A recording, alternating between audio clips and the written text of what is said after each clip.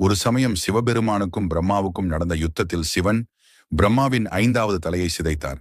அதனால் பிரம்மா கொடுத்த சாபத்தால் சிவபெருமான் ஒரு பரதேசியாய் பூலோகம் முழுவதும் அலைந்தார். அவரது கையில் பிரம்மனின் துண்டிக்கப்பட்ட தலையே பிச்சை பாத்திரமானது. அப்படி ஊர் ஊராக அலைந்து திரிந்தவர் ஒரு நாள் கொள்ளிடம் ஆற்றங்கரையில் இருக்கும் வல்லம்படுகை கிராமத்திற்கு வந்தார். ஆனால் ஊர்காவலரான பாவாடை ராயனுக்கு அவர் சிவன் என்று தெரியவில்லை. யாரோ ஒரு பரதேசி என்று எண்ணி அவரை சிறையில் அடைத்து விட்டான் பாவாடை ராயன். மறுநாள் காலை சிறை கதவை திறந்த பாவாடை ராயன் திடுக்கிட்டு போனான்.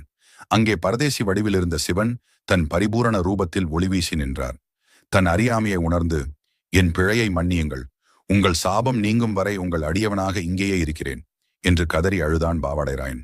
அவனது பக்தியில் உருகிய சிவபெருமான் அந்த கிராமத்திலேயே பரதேசியப்பராக தங்கி அருள் பாலித்தார். இன்றும் கடலூர் மாவட்டம் வல்லம்படுகையில் பரதேசியப்பரோடு பாவாடை ராயனும் காவல் தெய்வமாக வணங்கப்படுகிறார். நீங்கள்